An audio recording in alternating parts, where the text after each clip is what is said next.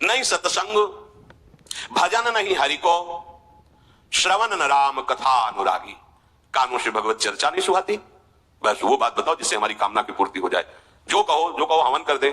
जो कहो, ये हवन से, ये ताबीज बांधने से, ये घोड़े की नाल की अंगूठी पहनने से बुरा लगेगा सबको। कुछ नहीं होता, कुछ नहीं होने वाला।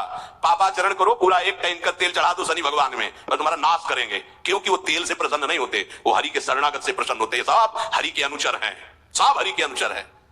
जानकी नाथ सहाय करे तो कौन बिगाड़ सके नर तेरो। ये शुक्र शनिचर राहु की सब क्षण में हुई है तेरे चेरो। जानकी नाथ सहाय करे कौन बिगाड़ सकता है। महाप्रभु हरिवंश चंद्र करे जो पे कृष्ण चरण मन अर्पित तो करी है का नवग्रह रंग। ये बेचारे नवग्रह भिखारी क्या तुम्हारा कर सकते हैं।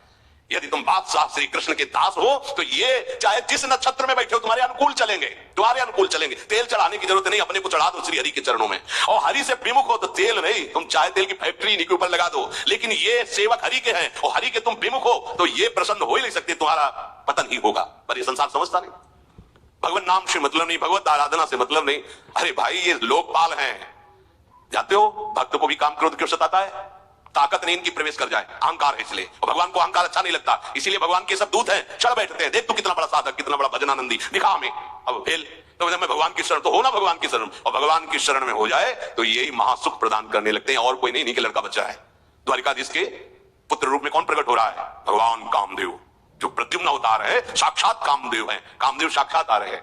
हम प्रभु से विमुख हो, कोई हमारा सहयोग कर सकेगा, कोई नहीं कर सकता। और अगर करने गया तो वो भी उल्टा टंग जाएगा।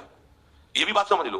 भगवान देख लो, हम आपको उदाहरण बता रहे थे तो कैसे काशी नरेश, पौंड्रक ये सब मिलकर भगवान के विरोध में हुए। भगवान ने सुदर्शन चक्र को छोड़ा, काशी नरेश पौंड्रक सबका उद्धार किया। और काशी नरेश का पुत्र था सुदक्षिण। उसने विचार किया कि ये तो बहुत बड़े अपमान की बात है। भगवान शंकर की नगरी में रहता, काशी में महामृत्युंजय है, काल के भी महाकाल है। पंडितों से कहा ऐसा उपाय नहीं कि हम द्वारिका को भस्म कर दें। बोले है, भगवान शिव के ऐसे ऐसे मंत्र हैं कि वो तो विनाशकारी भी तो है ना, वो बहुत सुंदर भी है। कर्पूर गौरम करुणावतारम संसार सारम, करुणा के स्वरूप है। आशुतोष नाम है। एक चुल्लू जल ऐसा कोई देवता नहीं मिलेगा जो संसार में कोई देवता नहीं खाता, वो इन पे चढ़ाए जाते हैं। अकौड़े का फूल, धतूर का फल ये कोई पता है नहीं पता। इतने से वो प्रश्न, इसीलिए आशुतोष रीझ जाए तो पूरा नगर का नगर सोने का ऐसे दे दिया, लंका उन्हीं दे दिया। और अगर दृष्टि बदल जाए तो हनुमान जी बनकर पूछ में आग लगा उसी लंका को नाश कर। बड़े विचित्र है। हाँ है भगवान शंकर विनाशकारी, द्वारिका को भस्म कर सकते हैं।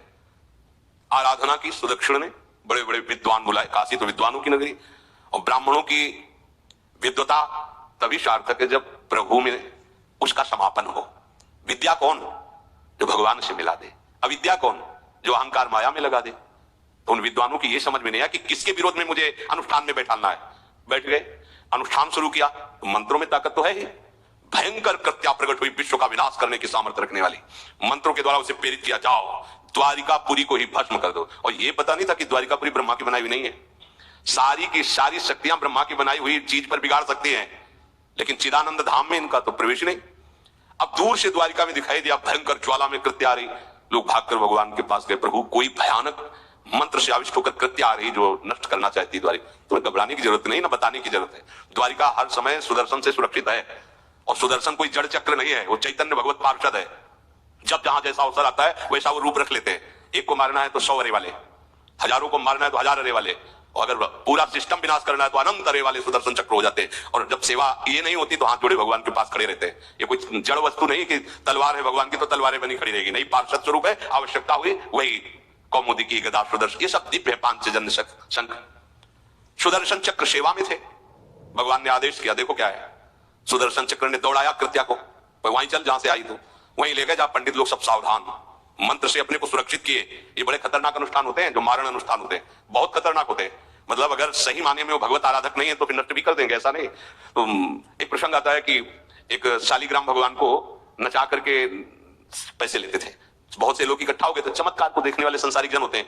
तो ऐसे शालिग्राम रखते, ऐसे करते, शालिग्राम ऐसे ऊपर उठते, ऐसे ऐसे ऐसे ऐसे नचाते। लोग अरे देखो भगवान इनके इशारे से नाच रहे हैं। ऐसा एक भक्त तो उसी नगर में एकांत में भजन करते थे, बड़े कई शिष्य उनके थे, भिक्षा मांगने हो गए। उन्होंने देखा, आके गुरुजी से, उनका ऐसा भक्त कभी कर ही नहीं सकता। भगवान का भक्त अपने भगवान को प्रदर्शन नहीं बनाता। ये तो कोई तांत्रिक है, भक्त नहीं है। भक्ति की अलग संज्ञा होती है। ये कोई तंत्र सिद्ध आदमी है जो भक्ति का नाटक करके लोगों को ठग रहा है। बोले महाराज फिर आपको चलना चाहिए क्योंकि हजारों लोग उससे प्रभावित हो रहे हैं। बोले हम गए तो उसका सब बंद हो जाएगा ये दुकान मकान। बोले चलो ना महाराज। बड़ा ऐश्वर्य जमा हो रहा था, लोग भेंट वो गए, बस अंदर से नाम जप करते हुए खड़े हुए तो कुछ नहीं, कोई भी उसका मंत्र आसपास दृष्टि डाला, कौन आया नया, उसी में देखे फटे पुराने कपड़े पहने तेज से चमकते हुए भक्त। तो उनका तुम चले जाओ यहां से। उनका नहीं, हम चले जाने के लिए नहीं आए, हम आपको बताने आए, ये नाटक मत करो। अगर सही आराधना करो इनकी तो ये लोग क्या देंगे, ये तो परम पद दे देंगे, शालिग्राम भगवान है, आप भगवान का ऐसा प्रदर्शन करते हो। अब लोगों का विरोध शुरू हुआ क्योंकि इतने बड़े संत जब बोल रहे तो सब लोग, और उसको बहुत बुरा लगा कि हमारी तो सारी दुकान बंद हो गई। और एकांत में जाकर उसने मूठ का प्रयोग किया। ये मारण होता है मंत्रों से, एक खप्पर में आग जैसी जलती है।